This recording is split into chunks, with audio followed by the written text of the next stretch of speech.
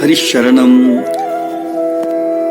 बंसी विभूषितकरार्णवनीरदाभात् पीताम्बरात् वरुणबिम्बफलाधरोष्ठात् पूर्णेन्दुसुन्दरमुखादरविन्दनेत्रात् कृष्णात् परम् किमपि तत्त्वमहं न जानी।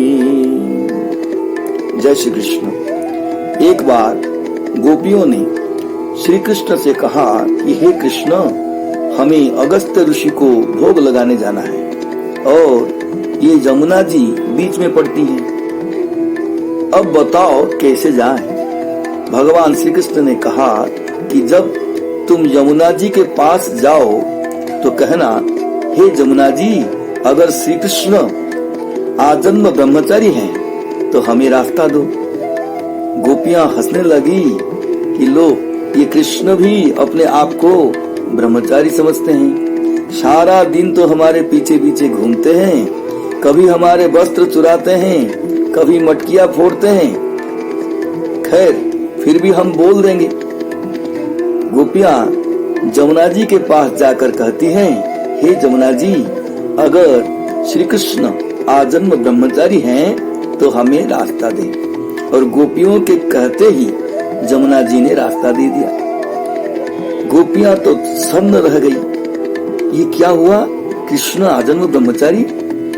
अब गोपियां अगस्त्य ऋषि को भोजन करवाकर वापस आने लगी तो अगस्त्य ऋषि से कहा कि अब हम घर कैसे जाएं? यमुना जी बीच में हैं। अगस्त्य ऋषि ने कहा कि तुम यमुना जी को कहना कि अगर अगस्त्य जी निराहार हैं तो हमें रास्ता दें।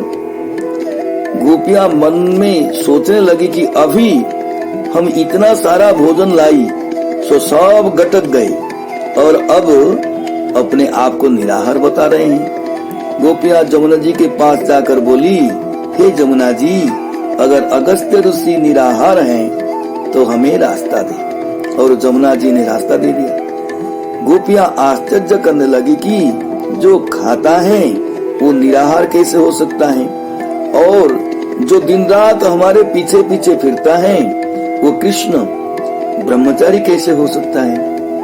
इसी अधेड़ गुण में गोपियों ने कृष्ण के पास आकर फिर से वही प्रश्न किया। भगवान श्री कृष्ण कहने लगे, गोपियों, मुझे तुम्हारी देह से कोई लेना देना नहीं है। मैं तो तुम्हारे प्रेम के भाव को देखकर तुम्हारे पीछे आता हूँ। मैंने कभी वासना के तहत संसार नहीं भोगा। मैं तो निर्मोही हूँ, इसीलिए यमुना जी ने आपको मार्ग दिया। तब गोपियां बोली, भगवान, मुनिराज ने तो हमारे सामने भोजन ग्रहण किया, फिर भी वो बोले कि अगस्त्य आजन्म उपवासी हो, तो हे यमुना मैया मार्ग दे। और बड़े आश्चर्य की बात है कि यमुना ने मार्ग दे दिया। श्री कृष्ण हंसने लगे और बोले कि अगस्त्य आजन्म उपवासी हैं। अगस्त्य मुनि भोजन ग्रहण करने से पहले मुझे भोग लगाते हैं और उनका भोजन में कोई मोह नहीं होता। उनको कतई मन में नहीं होता कि मैं भोजन करूं या भोजन कर रहा हूं।